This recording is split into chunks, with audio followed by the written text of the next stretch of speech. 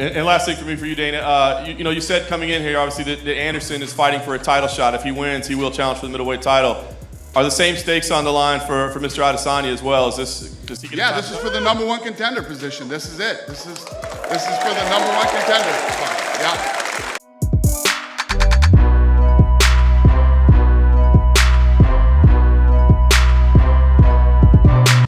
Hey, you told me earlier this week that you were really looking forward to getting in front of Anderson for the first time in person. It took a while to get you guys, in the same room. And I know it happened. The UFC captured it. It looked like it happened pretty quick, but what was it? Did it go as expected? Did you take anything away from it? How did it go? Yeah, that was yesterday. It was pretty quick. He was in a rush, but he smelled nice. Really nice. Nice cologne on him. Put me on his Instagram live, and yeah, I don't know. It's normal. Do you usually smell people, or it was just wafting off of him? I'm a dog, I told you. I piss all over the cage, so it's part of my senses. Even Rob as well, when I met him, he smelled really good. I'm surprised. Like, fighters should be like sweaty and shit, but not everyone likes to, dress dapper, look good, smell nice. But yeah, he was cool. I think he was just in a rush, and I was busy anyway, so yeah, what else?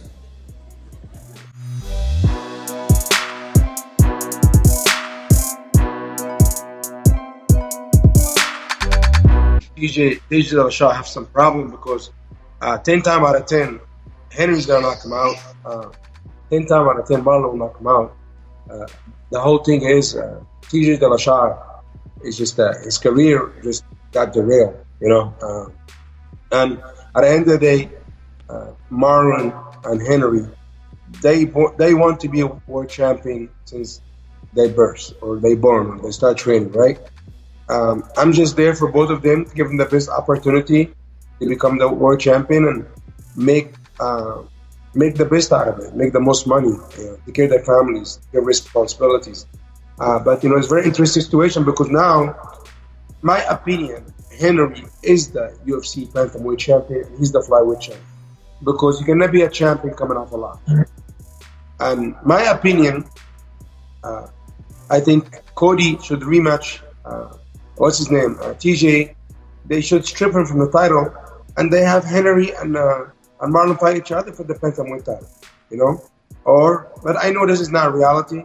Yeah. And I know TJ won it, Dana won it. I talked to him a couple of times, and Henry won it. But at the end of the day, Marlon Moraes, his next fight is have to be a title.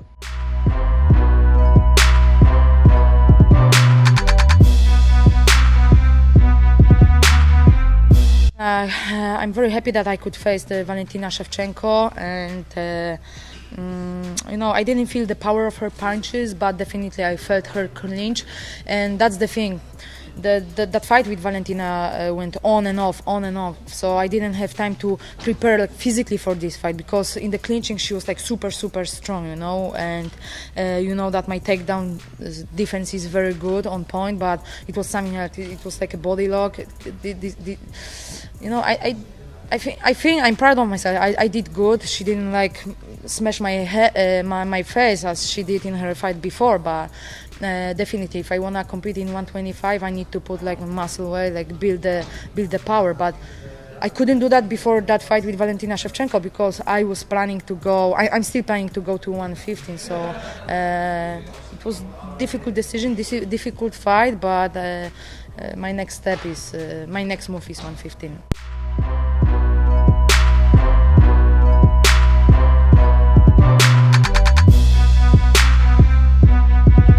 First of all, she said she didn't feel your power. Then she says that she didn't have time to prepare for the fight. What do you think when you hear something like that from someone you just beat?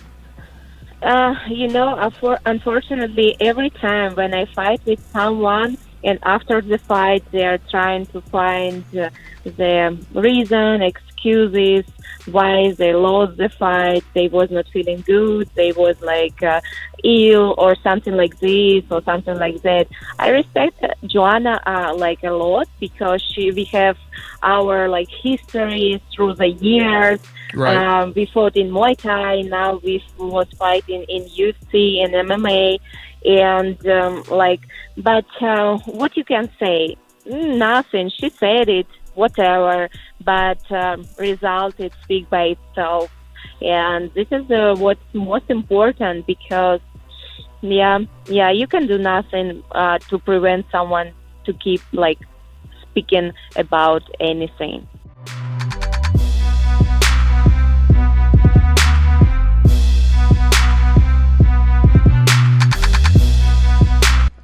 Ali via Khabib said that Khabib is not going to fight for a year. He's going to sit out as long as Zubaira and Abu Bakr can't fight. Is that what you hear as well? Yes, I think if Khabib, I think when Zubair and Abu Bakr finish this disqualification in October, maybe Khabib fight in Zubair same event.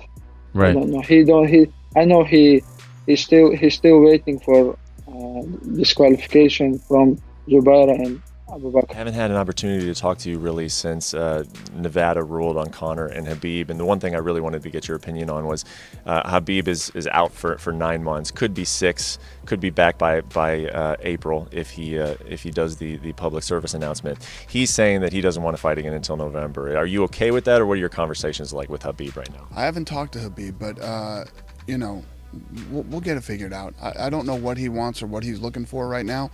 We haven't even tried, but we'll get it figured out. If that were to turn out the case, that this guy's like, I want the time, I want to respect my teammates, I don't want to fight before they fought, would that create a need for an interim title, do you think, if that were to happen? Yeah, it probably would. It probably would. Yeah, we'll see. We'll see how it plays out. I'm not going to answer. I haven't heard Khabib say any of that. He hasn't said that to me. So when I hear these things that come back from reporters or fans or whatever, oh, I heard this and that, I haven't heard that. So he hasn't said that to me. So you know, we'll deal with it when we deal with it.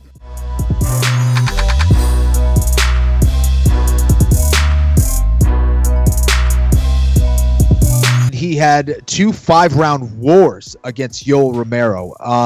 You know, what did that take out of him? Now, he's still very young. I think that he will be just fine here in this fight against Kelvin Gastelum. But listen, what Felice said, I don't think it's out of the realm of possibility that Gastelum gets a stoppage win early in this fight. I think Gastelum is that good. I have a lot of respect for him.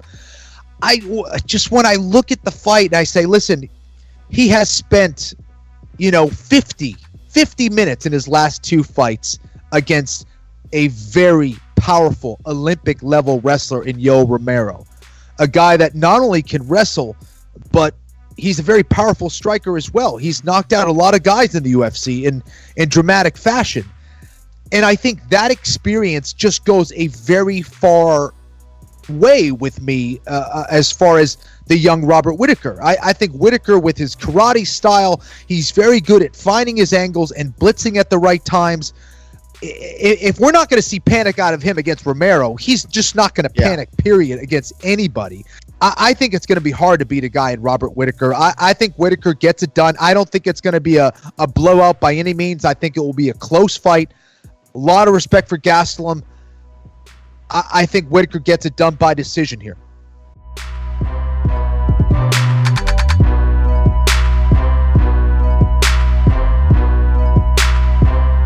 Conor was at the Super Bowl cheering on Tom Brady. Did you see that? Yeah, I did. And he had his mini-me with him, dressed exactly like him.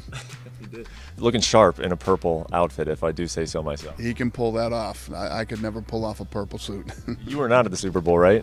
No. Any correspondence with Conor since the Nevada hearing? No, have not. I haven't talked to either one of those two.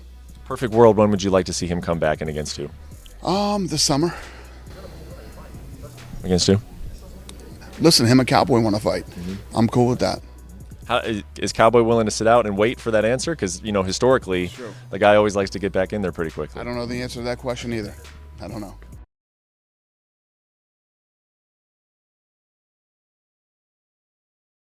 I'm well prepared for this fight and I cannot wait. I'm in good mood. I have good energy. You could see that the whole week on Embedded. You look great. Tell me what the difference is like for you mentally and physically being at 125. The quickest way to explain how I feel like Hulk. So really, this camp was amazing. So I didn't have time to prepare physically for this fight because in the clinching she was super strong, and this is #1 bullshit.